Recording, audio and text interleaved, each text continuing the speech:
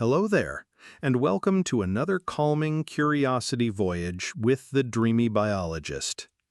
If you found your way here tonight, chances are you're looking to unwind, let go of the day, and maybe learn something fascinating along the way. You're in the perfect place. Tonight, we're gently diving into the mysterious humming engine of your inner world. Emotions, those invisible tides that lift us up, knock us sideways, and sometimes leave us inexplicably teary-eyed over a sunset or a song from 2004.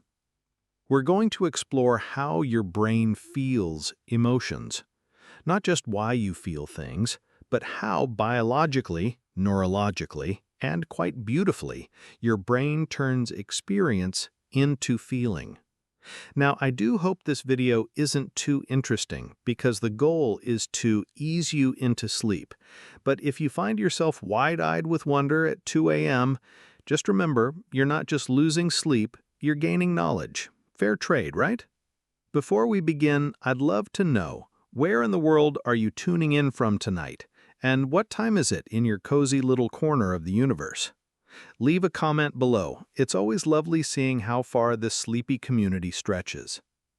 And if you enjoy these soft-spoken science stories, please consider giving this video a like and subscribing to the channel. It's a small gesture that makes a big difference, and it helps keep this corner of calm on the internet glowing just a little longer. All right, breathe in and out, let the day drift away, and let's begin our gentle journey into the feeling brain. Imagine a world without emotions. No fear, no joy, no heartbreaks over sad songs or butterflies before a first date. Just data processing, like a computer politely answering emails but never feeling a thing. Thankfully, that's not how our brains work. Instead, we're equipped with a rich and ancient system that helps us feel our way through life. Emotions aren't just fleeting moods or dramatic outbursts. They're biological signals, honed over millions of years that helped our ancestors survive and connect. In fact, emotions might just be one of evolution's cleverest inventions. Long before humans had language or civilization or even a solid pair of shoes, we had feelings. Early animals needed a way to react quickly to danger, seek out rewards, bond with others, and avoid repeating bad experiences. Emotions stepped in as the original behavioral compass. When a creature felt fear, it fled. When it felt pleasure, it repeated whatever caused it. No need for philosophical reflection, just action. These basic emotional reactions gave species a survival edge, and over time, those emotional systems became more nuanced, especially in social animals like us. At the heart of this emotional evolution is the brain, specifically a group of structures often called the limbic system. Nestled deep within your skull, the limbic system is like a backstage crew quietly managing the show while the spotlight shines on your conscious thoughts. And while the brain is often romanticized as the seat of logic and reason, it turns out we owe much of our daily behavior to this more primitive emotional machinery. One of the star performers in this emotional ensemble is the amygdala. This almond-shaped cluster of neurons has been around for a long time, over 500 million years in some form. In early life forms, it evolved to scan for threats. Is that rustle in the bushes a breeze or dinner? Or worse, something that thinks you're dinner? The amygdala doesn't wait around to ponder the options, it springs into action, activating fear responses that increase your chances of making a fast getaway. It's the part of your brain that lights up when you hear a sudden loud noise or spot a spider crawling a little too close for comfort. But emotion isn't just about survival, it's also about connection. Many animals evolved to live in groups, and emotions became crucial social tools. A dog lowering its ears, a chimpanzee grooming its friend, a human baby crying. All these are emotional expressions that signal needs and intentions. Emotions helped mammals bond, cooperate, and raise their young, increasing the odds that those young would survive. In a way, emotions are evolution's version of social glue. Over time, as brains grew more complex, so did the emotional repertoire. A lizard might feel fear and aggression. A dog can feel joy and shame or something suspiciously like it. But humans, we've developed an entire emotional kaleidoscope. Envy, awe, nostalgia, embarrassment, longing, contentment, even that oddly specific anxiety you feel after sending a risky text. Our prefrontal cortex, the front part of our brain that handles decision-making and self-awareness, helps layer emotions with meaning, memory, and culture. That's why a simple melody can move you to tears, or why a scent can transport you back to your grandmother's kitchen in an instant. Of course, we're not the only creatures with emotional lives. Elephants have been observed mourning their dead. Dolphins seem to play and even tease one another. Rats will press levers to save their trapped companions. These behaviors suggest that complex feelings aren't exclusive to humans. They are part of a broader evolutionary strategy among intelligent social animals. The more emotionally sophisticated a species, the better it can navigate its group dynamics. In evolutionary terms, feelings are a feature, not a bug. Still, our human emotions are wrapped up in layers of language, culture, and reflection. We write songs about heartbreak, build rituals around grief, and experience joy in watching strangers win cooking competitions. This added complexity can be both a gift and a challenge. While basic emotions like fear and pleasure are relatively universal, many emotional experiences are shaped by our upbringing, beliefs, and even the stories we tell ourselves. But beneath it all, beneath the drama and poetry and social etiquette, is a biological truth. Emotions begin in the body. They are physiological events. When you feel something, it's not just in your mind. Your heart rate changes, your muscles tense, your pupils dilate. Hormones are released. Emotions aren't vague ideas floating through your brain. They're embodied experiences, anchored in real physical reactions. Think of it like this. Emotions are your brain's way of sending urgent memos to the rest of your body. Hey, something important is happening. Whether it's danger, opportunity, or connection, the brain responds with a coordinated reaction designed to prepare you. And though we live in a world where most of us aren't running from lions, those ancient systems are still active. That's why a work email marked urgent can make your chest tighten. Your brain is using the same circuitry it developed when urgent meant saber-toothed cat.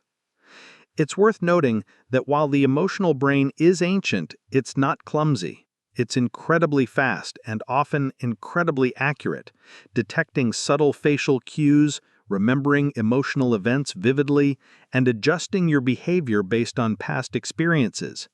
But it does have a downside. Because it prioritizes speed over nuance, the emotional system can sometimes misfire. Think of panic attacks, irrational fears, or disproportionate anger. These are signs that your brain's threat detection system is being a bit too helpful, like an overenthusiastic security guard seeing danger everywhere. Luckily, humans also evolved the ability to reflect on emotions, to name them, share them, and in many cases, regulate them. That's a uniquely human strength, the ability to feel something, recognize it, and decide how to respond. But even this starts with the basics, with the ancient emotional machinery that kept our ancestors alive long enough to invent poetry and playlists. So next time you feel something, a pang of anxiety, a swell of joy, a quiet sense of calm, remember that you're participating in one of evolution's most powerful inventions. You're not just reacting randomly. You're carrying forward a system built over hundreds of millions of years, tested in wild forests and ancient tribes, and still adapting to modern life with its alarms, emojis, and existential dread. And in case you were wondering, yes, even the feeling of wondering is emotional. It's curiosity, which, delightfully, is also one of the things that makes us most human. Let's venture a little deeper now into the folds and grooves of your brain where the real emotional magic happens. Tucked inside that 3-pound jelly-textured marvel are the very structures responsible for the ups and downs of your emotional life. They're not big or flashy, but together they orchestrate the full range of human feeling.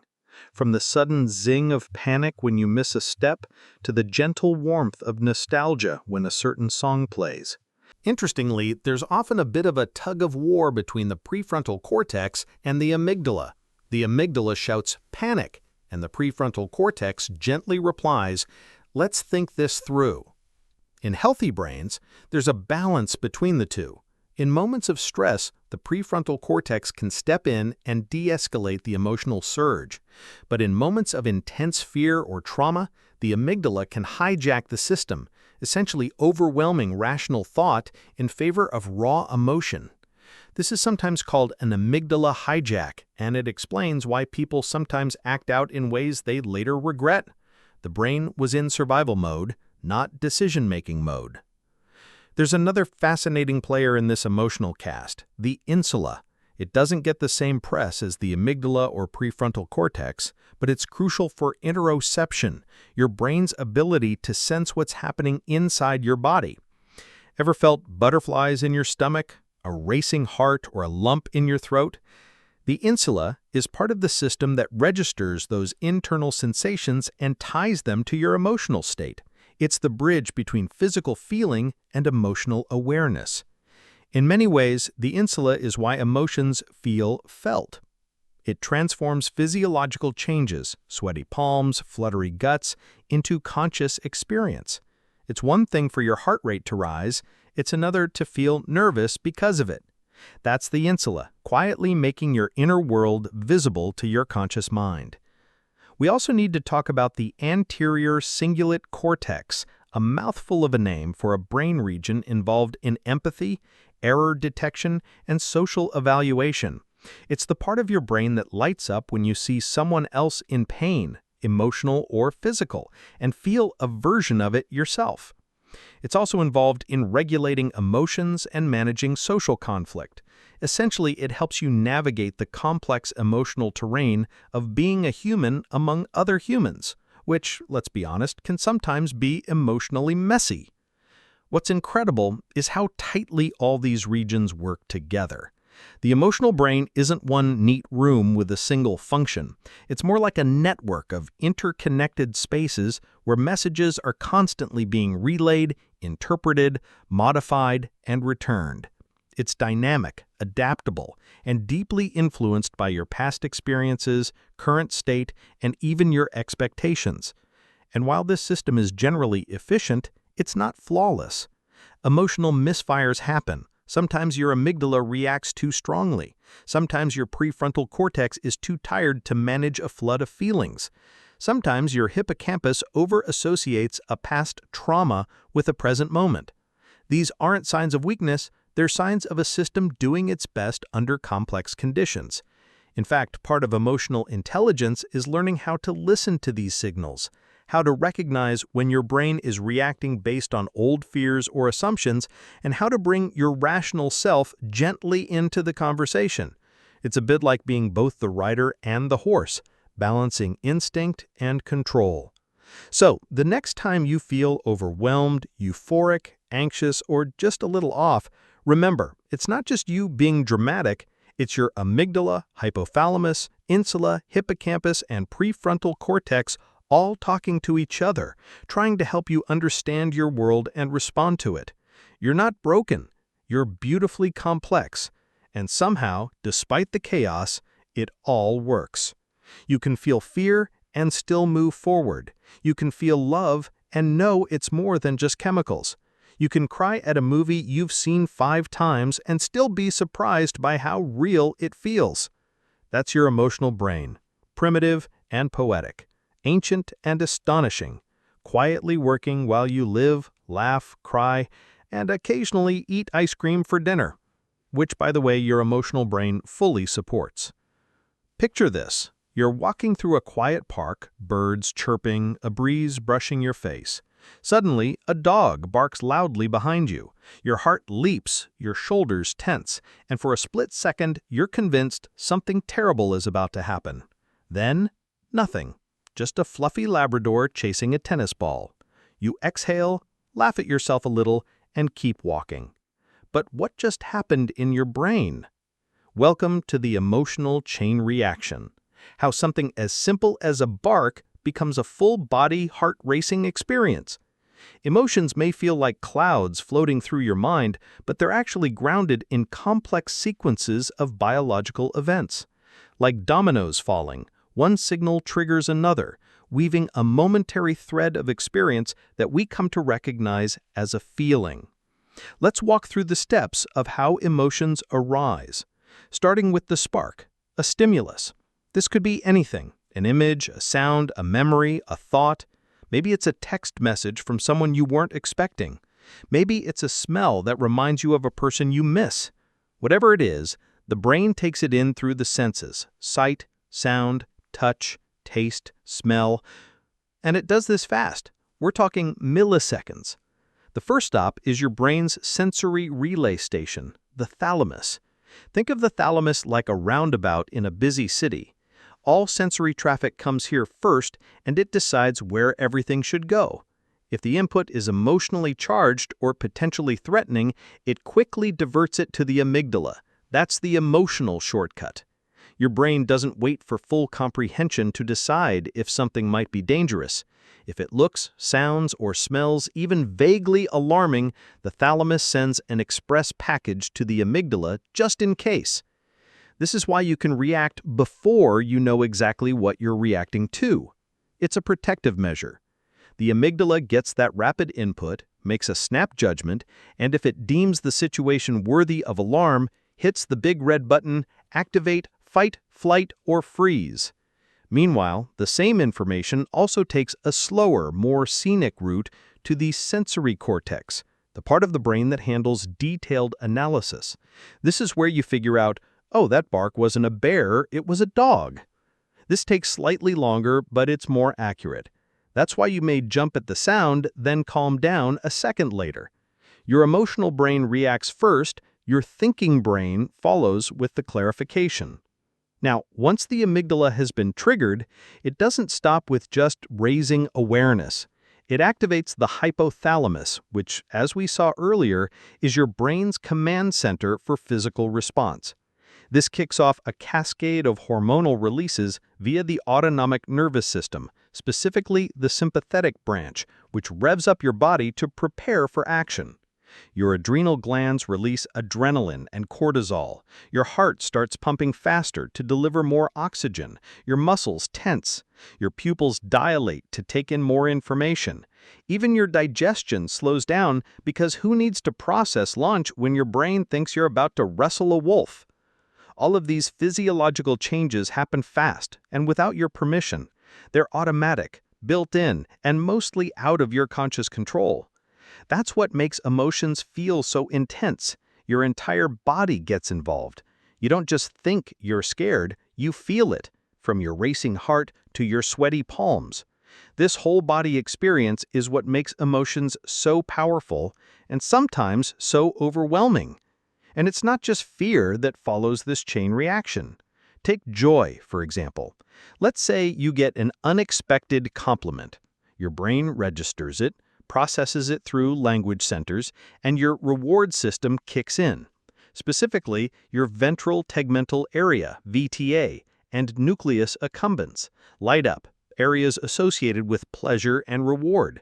They release dopamine, the feel-good neurotransmitter, and suddenly you feel a little glow. Your shoulders relax, maybe you smile, maybe your heart does a little happy flutter. All of that came from just a few kind words. Incredible, right? But it's not always external triggers that start the chain. Sometimes it's internal, a thought, a memory, and an expectation. The brain isn't just a passive recipient of the world, it's constantly simulating possibilities, revisiting the past, imagining the future. A single thought like, what if I embarrass myself, can set off the same emotional cascade as an actual embarrassing moment. Your body doesn't always know the difference between imagination and reality. If the brain believes a situation is emotionally charged, the body reacts accordingly. This is especially true for anxiety, where imagined scenarios, often worst-case ones, provoke real physiological responses. The brain paints a vivid picture and the emotional system obliges, with sweaty palms and a tight chest, even though nothing is happening right now. This is part of why managing thoughts can help manage emotions, because those thoughts are stimuli in the emotional loop. Now, here's where things get even more fascinating. Once the emotion is in full swing, another part of the brain kicks in to interpret and label it. This is often referred to as emotional appraisal. The prefrontal cortex evaluates the situation. Am I scared because there's real danger or because I'm remembering something from the past? It compares current input with past experiences stored in the hippocampus, allowing you to put things into context. This interpretation stage is crucial. Two people might have the exact same physical response, elevated heart rate, fluttery stomach, but label it completely differently. One might say, I'm excited, while the other says, I'm anxious. The body doesn't always distinguish between emotional states. The meaning you assign to those. Let's talk chemistry. But don't worry, there won't be a quiz at the end. The only beaker involved here is the one in your head, gently bubbling with neurotransmitters and hormones every time you feel something. Emotions, for all their poetry and mystery, are deeply chemical. Your moods, reactions, even the inexplicable urge to cry during certain commercials, these all have molecular fingerprints. To really understand how the brain feels emotions, we need to meet the cast of chemical messengers working behind the scenes. These are the molecules that turn neural signals into sensations, thoughts into feelings, and small triggers into full-blown emotional experiences. Some of them soothe, some excite, and some do a bit of both, depending on where they go and how much is released. So grab a metaphorical lab coat. We're about to meet the molecular MVPs of your emotional brain. First up, the most famous and misunderstood dopamine. Dopamine is often referred to as the pleasure chemical, but that's a bit of an oversimplification. It's less about pleasure itself and more about anticipation. When you see something you want, whether it's a slice of cake, a text from someone you like, or the next episode of your favorite show, dopamine levels rise. It motivates you to pursue rewards. It says, hey, that thing looks nice, go get it. The brain's mesolimbic pathway, sometimes called the reward pathway, is central to dopamine's effects. When dopamine flows along this circuit, it reinforces behavior by making it feel good. That's why habits form. If you do something and it results in a dopamine hit, your brain remembers and encourages you to do it again. But dopamine isn't just about indulgence. It plays a role in learning, attention, and goal-directed behavior. Too little dopamine and motivation drops. You may feel flat, indifferent, or sluggish. Too much and things can tip into impulsivity, risk-taking, or even addiction. Dopamine is a master of momentum. It drives you forward, and it feels good when you're getting somewhere. Next, let's talk about serotonin, the brain's mood stabilizer. Serotonin is a bit quieter than dopamine. It's not about chase and reward, but rather about overall contentment. When serotonin levels are balanced, you're more likely to feel calm, stable, and emotionally steady. When they're low, things can get wobbly. You might feel anxious, irritable, or depressed. Most of the body's serotonin, about 90%, is actually produced in the gut. Yes, your intestines are something of a second brain. The gut and brain are in constant communication via the gut-brain axis, which is why emotional states can affect digestion, hello, nervous stomach, and why poor gut health might impact mood. It's also why a warm bowl of soup or a well-timed snack can be surprisingly comforting. Serotonin helps regulate sleep, appetite, mood, and memory. It's the reason why exposure to sunlight can improve your mood. Light stimulates serotonin production, and why some antidepressants work by increasing serotonin levels in the brain. Think of serotonin as emotional scaffolding. It doesn't create strong highs, but it helps prevent you from sinking too low. Then we have oxytocin, the so-called love hormone. It's released during hugs, touch, eye contact, and moments of trust. It's especially active during childbirth and to breastfeeding, promoting bonding between mother and baby. But oxytocin doesn't stop there. It also flows when you pet your dog, hold hands with a friend, or feel deeply connected during conversation. Oxytocin is nature's way of saying, "Hey, you're safe, you belong." It fosters closeness and cooperation. And interestingly, it works both ways. It's released in the person giving affection and the one receiving it. This mutual feedback loop helps reinforce social bonds and trust. Of course, oxytocin isn't always hearts and rainbows. It can also enhance in-group loyalty and out-group suspicion. In other words, it helps people bond, but sometimes only with people they consider part of their group. Like many things in the brain, oxytocin is powerful, but context matters. Now let's add a little spice to the mix with adrenaline and cortisol, the dynamic duo of stress. Adrenaline, also called epinephrine, is your body's emergency broadcast system. When something suddenly threatens your safety, adrenaline floods your system. Heart rate spikes, airways open, energy surges. This is the famous fight or flight response. Your body gears up to either defend itself or run like the wind. Adrenaline is fast, released by the adrenal glands within seconds of a stressor. It sharpens your senses and boosts physical performance. Great for escaping predators or for narrowly avoiding a rogue shopping cart in a supermarket parking lot. Cortisol, on the other hand, is slower acting but longer lasting. It's released in response to ongoing stress and helps mobilize energy by increasing blood sugar and suppressing non-essential functions like digestion and reproduction. Cortisol helps you push through challenges, stay alert, and remain on edge when the situation demands it. But here's the catch. While adrenaline and cortisol are life-saving in a crisis, they are not meant to be switched on all the time. Chronic stress, commuting, work emails, general existential dread can lead to persistently high cortisol levels, which are linked to anxiety, insomnia, weight gain, and weakened immunity. Your brain evolved to handle saber-toothed tigers, not non-stop notifications. That's why relaxation, sleep, and social connection are essential, not optional, for emotional balance.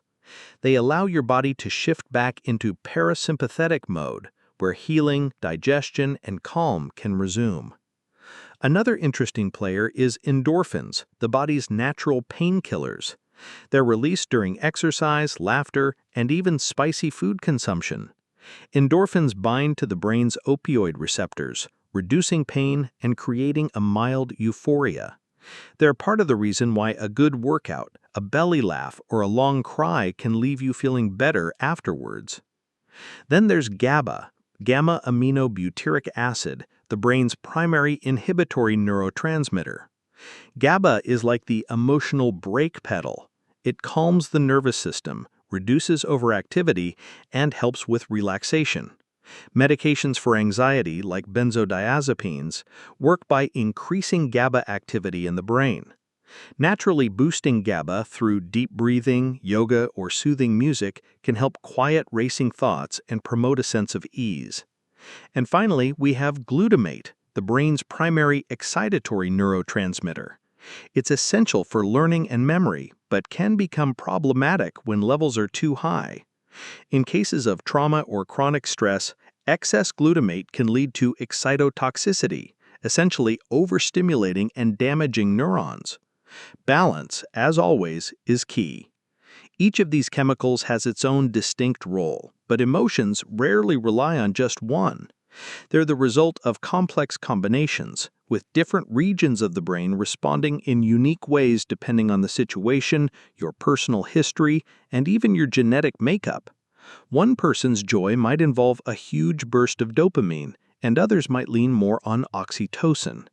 The emotional experience is universal, but the recipe is personal. And while we can't fully control these chemical messengers, we can influence them. Sleep, diet, exercise, sunlight, connection, all of these affect your brain chemistry. Even small things like listening to music or spending time in nature can shift the emotional tone of your day. You don't need to micromanage your molecules, but knowing they're there can be reassuring. Your feelings aren't random. They're the echo of a beautifully choreographed internal dance. So the next time you find yourself overwhelmed with joy, frustration, or anything in between, remember you're not being irrational. You're being thoroughly chemically human. Your brain is running its recipe, blending just the right, or sometimes slightly chaotic mix of neurotransmitters and hormones to help you experience the world.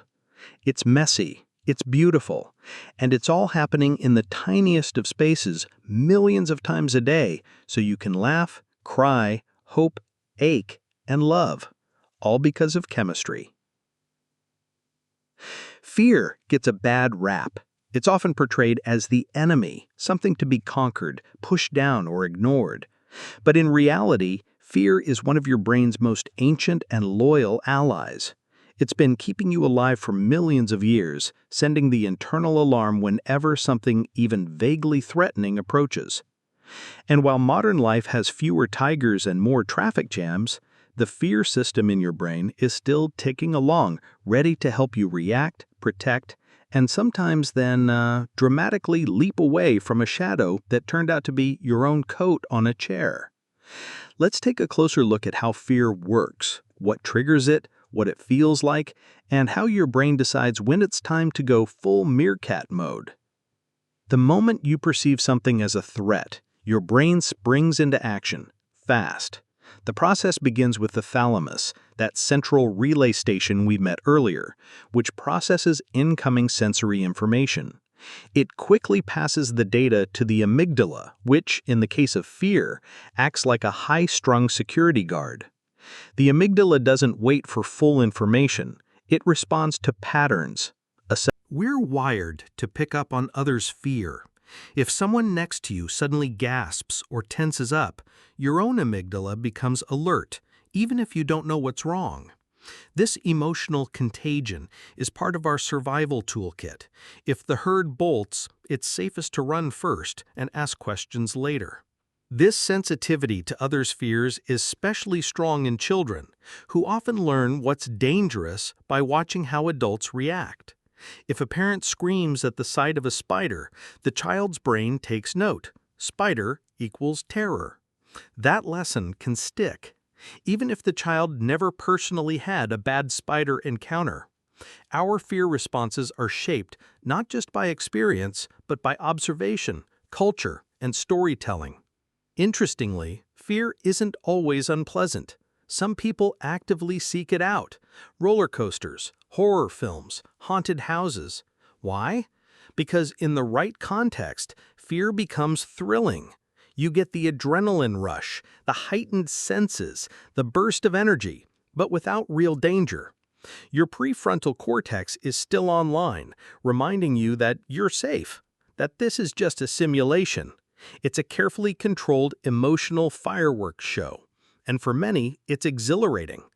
That's fear at its most fascinating, a deeply physical, deeply human response that can both protect and excite us. It's uncomfortable, yes, but it's also functional, informative, and when understood, surprisingly wise. Your fear is trying to tell you something, maybe that you need to take caution, maybe that you're stepping out of your comfort zone, maybe that something matters to you. So next time your heart races and your breath quickens, pause before trying to push the feeling away. Thank your amygdala. It's doing its job. Then let your prefrontal cortex weigh in. Is the danger real? Is it imagined? Is it something you can face, learn from, maybe even grow through?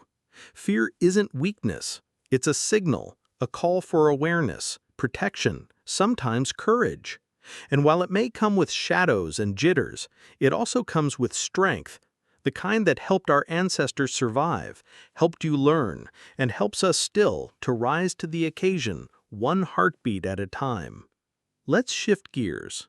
We've spent time with fear, the loud flashing siren of the emotional world. Now let's wander into the golden light of something much softer, joy. That warm rush when you hear your favorite song, the sudden lift in your chest when someone smiles at you unexpectedly, or the inexplicable delight of perfectly crispy toast on a lazy Sunday morning. Joy doesn't need a grand entrance.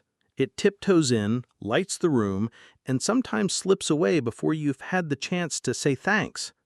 But where does joy come from? How does the brain feel happiness, laughter, or love? And why are these feelings so hard to hold on to, even though we chase them so much of the time? Let's begin, as always, with the brain itself. While fear may be dominated by the amygdala and fight or flight responses, joy draws on a more collaborative circuit of brain regions, particularly those involved in reward, connection, and emotional regulation. Chief among them is the mesolimbic dopamine pathway, a name that sounds complicated but is essentially your brain's pleasure highway. When you experience something rewarding, a delicious meal, a compliment, a hug from someone you care about, dopamine is released. But here's the twist. Dopamine doesn't just flood your system when the good thing happens, it actually spikes in anticipation of the reward. That's why looking forward to vacation can feel almost as good as the vacation itself, or why the moment just before you open a gift feels especially sparkly. Your brain is wired to enjoy wanting as much as it enjoys having. That reward circuit is centered around the ventral tegmental area, VTA, and the nucleus accumbens. These regions process pleasure, motivation, and reinforcement. When they're activated, you feel energized, uplifted, and inclined to repeat whatever just made you feel that way. And this is no accident. Evolution made rewards feel good, so we'd keep doing things that promote survival: eating, bonding, socializing, caring for others. But joy isn't just about personal gratification, it's also about connection. That's where oxytocin comes in again. This hormone, released during moments of touch, eye contact, or emotional closeness, helps create feelings of trust and intimacy. It binds people together, not just romantically, but in friendships, families, even fleeting social exchanges. That warm feeling when someone remembers your name or when you laugh until your sides hurt with a friend, that's oxytocin at work, gently reminding you that you belong. Another ingredient in joy's neurochemical cocktail is serotonin.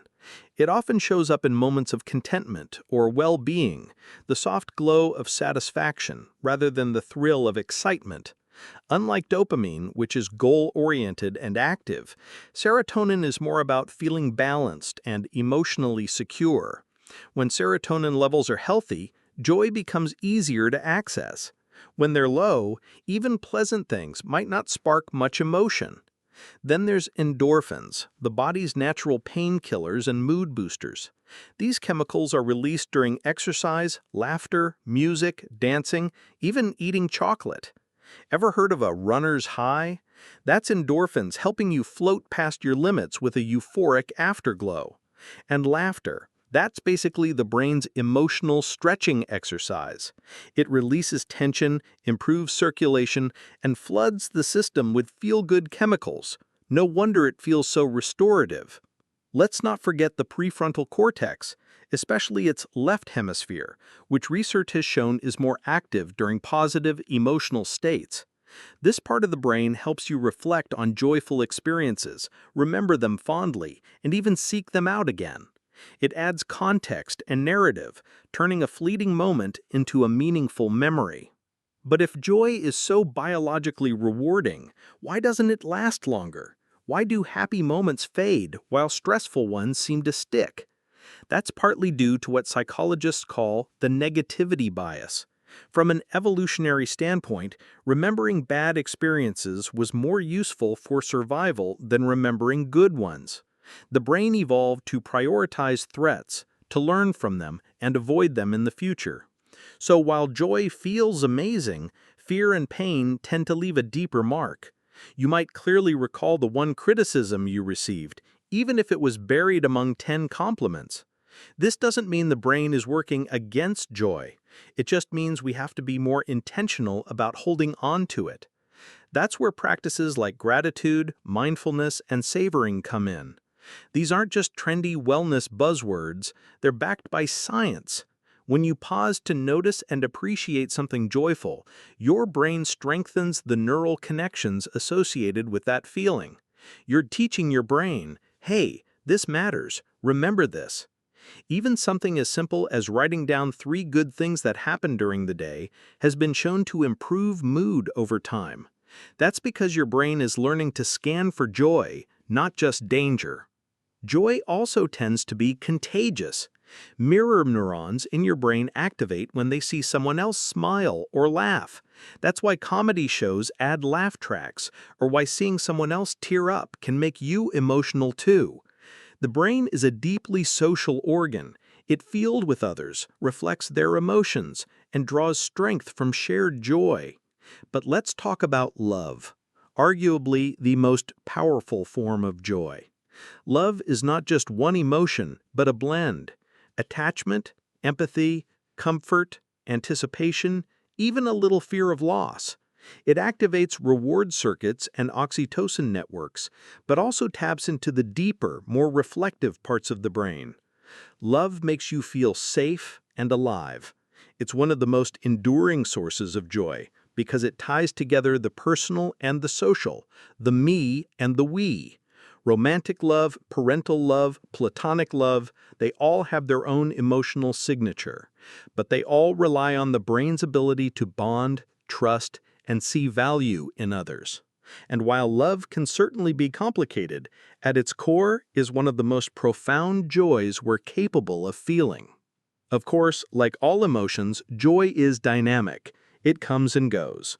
You can't hold on to it forever, and trying to do so often backfires. Ever tried to enjoy something too much and ended up ruining it? That's the prefrontal cortex trying a little too hard to wrangle the experience. Sometimes the best joy is the one that sneaks up on you, unplanned, unforced, like sunlight slipping through a window when you weren't looking for it. So the next time you feel that little spark, whether it's from a joke, a song, a cuddle, or a quiet moment all to yourself, don't rush past it. Let it linger. Smile back and give your beautiful, complex brain a silent thank you for knowing exactly how to feel it. Sadness doesn't have the razzle-dazzle of joy or the urgent pulse of fear. It doesn't come screaming into the room with fanfare. Instead, it tends to arrive quietly, like a gray sky settling over a familiar landscape. It's the emotion we often try to avoid, brush aside, or apologize for, as if its presence is a personal failure. But sadness is not weakness. It's not an error. In many ways, it's one of our brain's most honest responses. Your brain is trying to learn to make sense of things. But if left unchecked, rumination can become a loop, pulling you deeper into emotional quicksand. The default mode network, a set of interconnected brain regions active during self-referential thought, tends to light up during these periods of deep reflection. It's the network involved when you're not focused on the outside world, but instead mulling over your own thoughts, memories, and identity. And yes, this network can be poetic. It's part of why sadness often makes us reflective, artistic, or philosophical. Some of the world's greatest art, music, and literature have sprung from this mental space. But the same network, when overactive, can contribute to emotional stuckness. The key is in how we relate to our sadness. Do we sit with it gently, or do we wrestle it, judge it, or try to run from it. Let's not forget the physical side of sadness. Like all emotions, sadness is not just a mental state. It's a full-body experience. It's the lump in your throat, the heaviness in your limbs, the tightness in your chest. These sensations come from the brain sending signals through the autonomic nervous system, specifically the parasympathetic branch, which slows things down. Heart rate drops, breathing becomes shallow, energy declines. Your body is mirroring your emotional need for withdrawal and rest. This physiological slowing may have had evolutionary value. In times of emotional pain or social loss, slowing down might have signaled to the group that something was wrong, inviting comfort and care from others. Humans are deeply social creatures, and sadness has always had a communicative function. A bowed head, a quiet voice, tears. These are subtle signals that can draw others closer, if we let them. Speaking of tears, let's take a moment to appreciate them. Humans are the only species that cry emotional tears.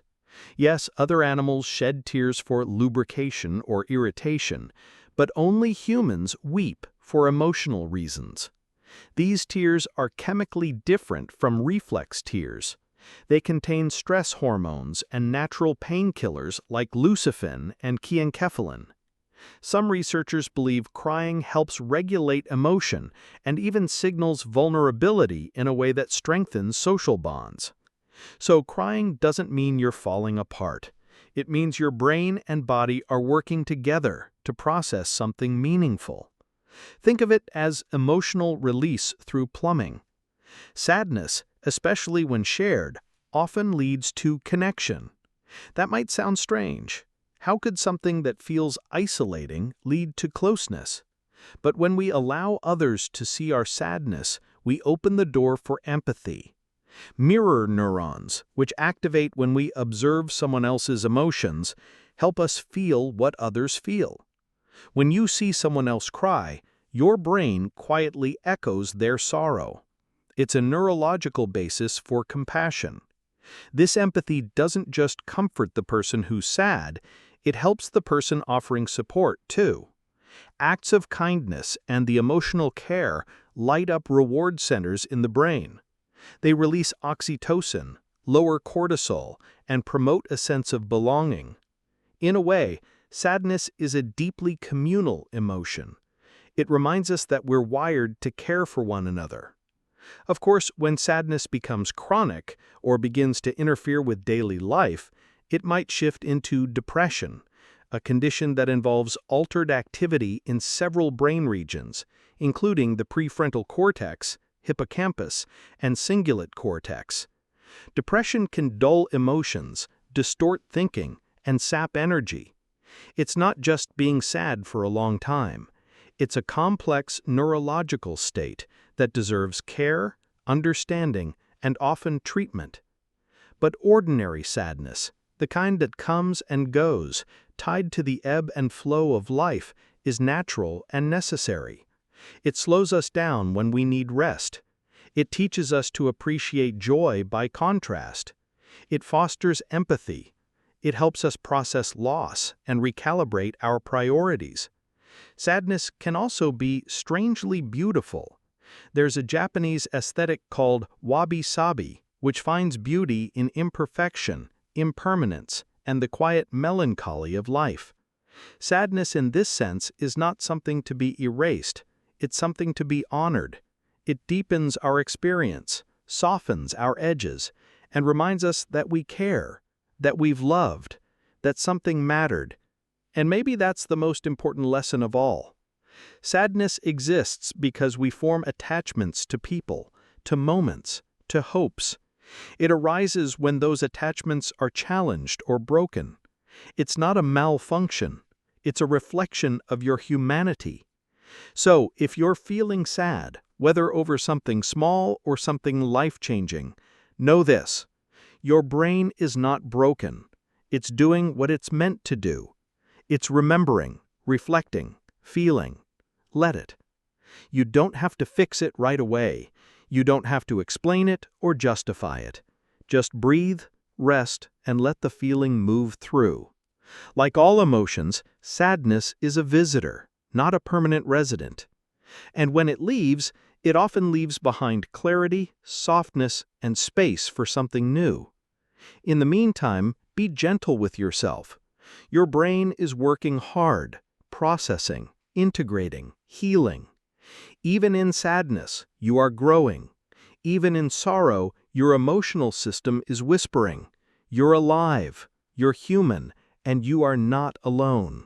It can simmer beneath the surface, showing up as passive aggression, sarcasm, or emotional withdrawal.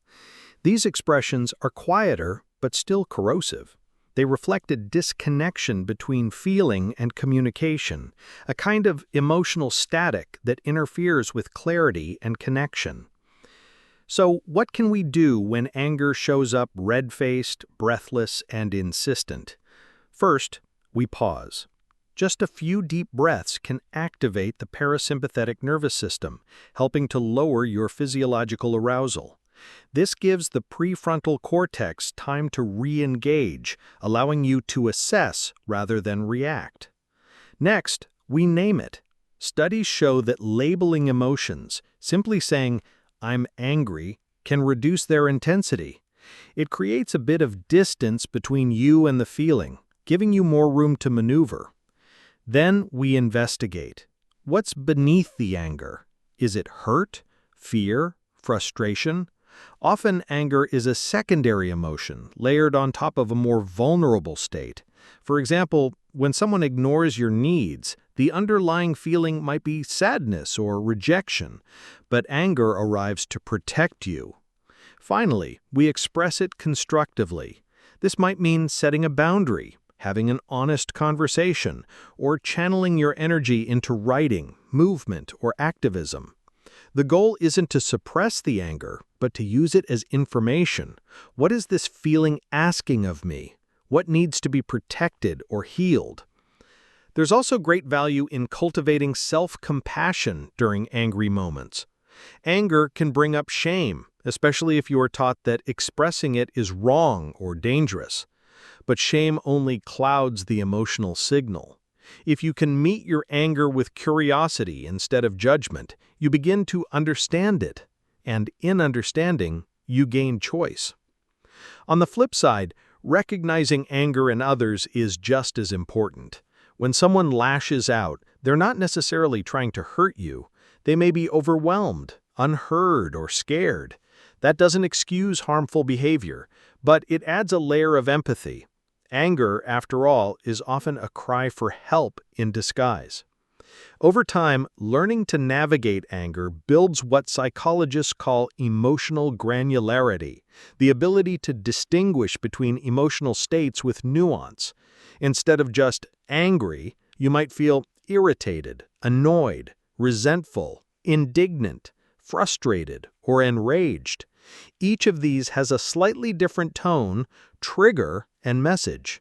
The more precisely you can identify your feelings, the more skillfully you can respond to them. In the end, anger is not the villain of the emotional world. It's a spotlight illuminating where something needs attention, whether it's an unmet need, a crossed boundary, or an injustice that can no longer be ignored. It's not about losing control. It's about regaining it with clarity, compassion, and courage. So the next time anger rises up hot, loud, and undeniable, pause and listen, not just to the feeling, but to the why beneath it. Your brain isn't malfunctioning, it's responding to a challenge. And while the message may arrive with a roar, it's often carrying something worth hearing.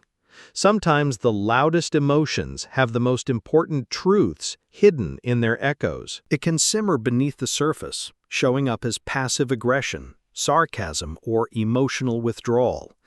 These expressions are quieter but still corrosive. They reflect a disconnection between feeling and communication, a kind of emotional static that interferes with clarity and connection. So, what can we do when anger shows up red-faced, breathless, and insistent? First, we pause.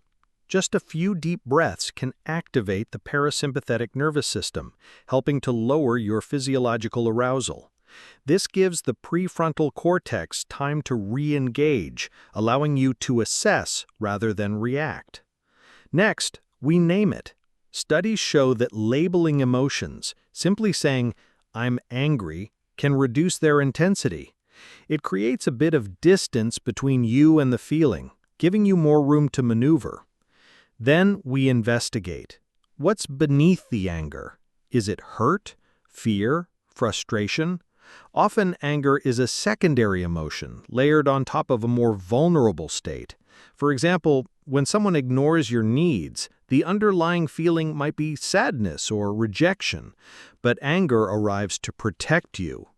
Finally, we express it constructively. This might mean setting a boundary, having an honest conversation, or channeling your energy into writing, movement, or activism. The goal isn't to suppress the anger, but to use it as information. What is this feeling asking of me? What needs to be protected or healed?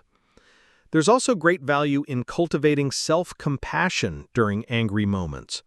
Anger can bring up shame, especially if you are taught that expressing it is wrong or dangerous. But shame only clouds the emotional signal. If you can meet your anger with curiosity instead of judgment, you begin to understand it, and in understanding, you gain choice. On the flip side, recognizing anger in others is just as important. When someone lashes out, they're not necessarily trying to hurt you. They may be overwhelmed, unheard, or scared. That doesn't excuse harmful behavior, but it adds a layer of empathy. Anger, after all, is often a cry for help in disguise. Over time, learning to navigate anger builds what psychologists call emotional granularity, the ability to distinguish between emotional states with nuance. Instead of just angry, you might feel irritated, annoyed, resentful, indignant, frustrated, or enraged. Each of these has a slightly different tone, trigger, and message. The more precisely you can identify your feelings, the more skillfully you can respond to them. In the end, anger is not the villain of the emotional world. It's a spotlight illuminating where something needs attention, whether it's an unmet need, a crossed boundary, or an injustice that can no longer be ignored. It's not about losing control, it's about regaining it with clarity, compassion, and courage.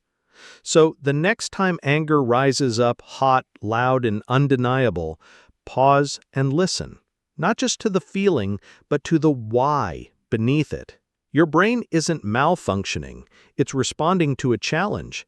And while the message may arrive with a roar, it's often carrying something worth hearing.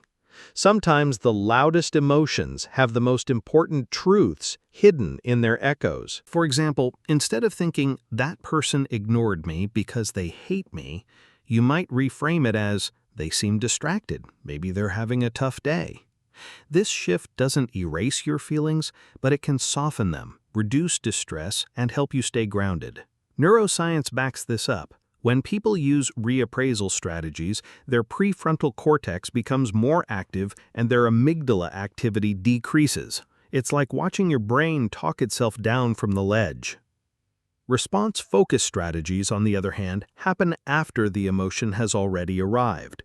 These include suppression, trying to hide or inhibit emotional expression, smiling through gritted teeth.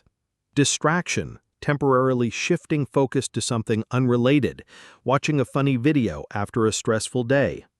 Relaxation techniques, using breath, body, or movement to calm the nervous system. Deep breathing, progressive muscle relaxation, or gentle yoga. Suppression is a tricky one. It might help in the short term, say staying composed during a public presentation, but over time, chronic suppression can take a toll. It increases physiological stress, reduces memory for emotional experiences, and can lead to emotional numbing. The brain doesn't just mute the bad stuff, it mutes the good stuff too. That's why acceptance-based strategies are gaining traction in psychology. Approaches like mindfulness and ACT, acceptance and commitment therapy encourage you to observe your emotions without judgment. You don't have to like what you're feeling, you just have to notice it and allow it to be there, like watching clouds drift by. This stance of gentle curiosity can help reduce reactivity and open up space for more flexible responses. Another key ingredient in emotional regulation is interoception, your ability to sense internal bodily states. The insula, as we explored earlier, helps you track things like heartbeat, breath, tension, or that odd flutter in your stomach. People with strong interoceptive awareness often regulate emotions more effectively because they can detect subtle shifts and respond early before the emotion becomes overwhelming. For example, if you notice your shoulders tightening and your breath shortening, you might realize, I'm getting anxious. That awareness gives you the chance to step back, breathe, and recalibrate. Without it, you might only realize you're anxious after you've stormed out of a meeting or eaten a loaf of bread. Social factors play a huge role too. Emotional regulation isn't just an internal process, it's deeply relational. We learn how to manage feelings through interactions with caregivers, peers, and communities. This is known as co-regulation. A parent soothing a crying child, a friend holding space during heartbreak, a partner calming you down with a steady voice. All of these shape how your brain learns to self-soothe later on. Even as adults, we still benefit from co-regulation. That's why a hug from the right person can lower your heart rate, or why hearing a friend's voice can make you breathe easier. Emotion is not just felt, it's transferred. That's why leaders can lift or sink the emotional tone of a room, why a smile from a stranger can change your whole day, why music, with its rhythms and crescendos, can unite a crowd of strangers into a single pulsing wave of feeling. Even shared experiences amplify emotion. Watching a movie in a crowded theater often feels more intense than watching it alone. Cheering at a concert, mourning at a funeral, celebrating the win. These are not just emotional moments, but emotional synchronizations. Your brain aligns with others, a process known as neural entrainment, where people's brainwaves and physiological states sync up during shared activities. Language also plays a crucial role in social emotion. We don't just feel, we tell each other what we feel. And in doing so, we shape one another's emotional landscapes. When you express your frustration, relief, excitement, or grief, you're inviting someone else into your experience. That act of sharing helps make sense of emotion, and it builds intimacy. Emotional vocabulary gives form to our inner world, allowing us to navigate it together. That's why cultures vary, not just in how they express emotion, but in which emotions are emphasized. Some cultures value emotional restraint, others celebrate open expression. Some languages have emotional words that don't exist in English, like the Portuguese word saudade, which captures a deep nostalgic longing, or the Japanese amae, which describes the comfort of being dependent on someone's love. These cultural frameworks shape not only how we express emotions, but how we experience them. In collectivist cultures, for instance, emotions are often evaluated in terms of how they affect the group. In individualistic cultures, the focus might be more on personal authenticity. Your emotional life is not just personal, it's social, linguistic, and cultural. There's also a darker side to social emotion: shame, guilt, embarrassment, and envy. Emotions that exist largely because we care how others see us. These are deeply social signals. Shame tells us we've violated a group norm. Guilt says we've harmed someone else. Embarrassment smooths over minor social mistakes. Envy arises when we compare ourselves to others and come up lacking. These emotions may be uncomfortable, but they help maintain social order. They encourage accountability, empathy, and reflection. On the brighter side, pride, gratitude, and compassion are also inherently social. Pride arises when we're seen doing well. Gratitude binds us to those who support us. Compassion motivates us to ease others' pain. These emotions remind us that we are interconnected, that our well-being is linked with the well-being of others. So what does all this mean in everyday life?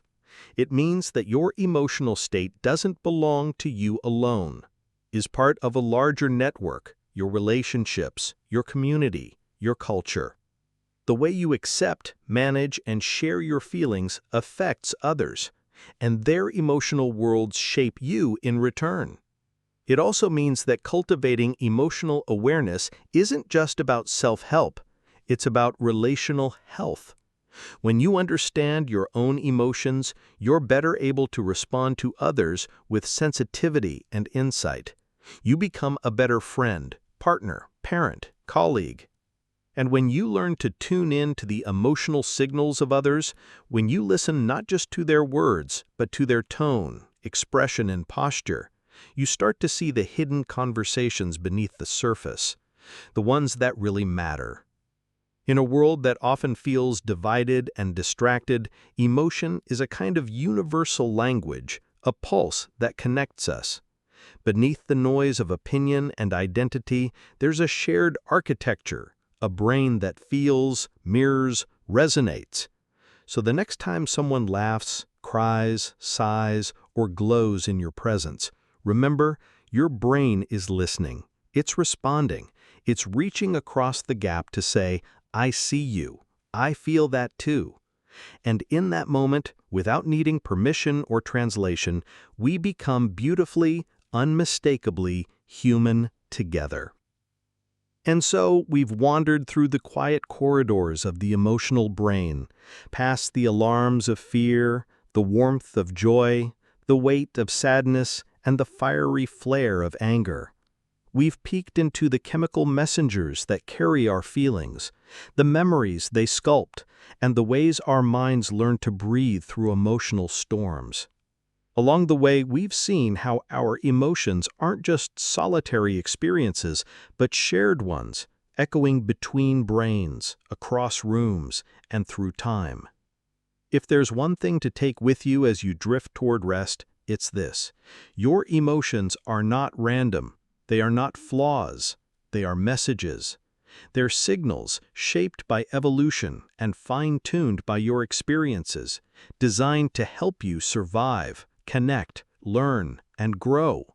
You are not too sensitive. You are not overreacting. You're alive, and your brain is doing exactly what it was built to do: feel deeply and feel together. And what a beautiful thing that is.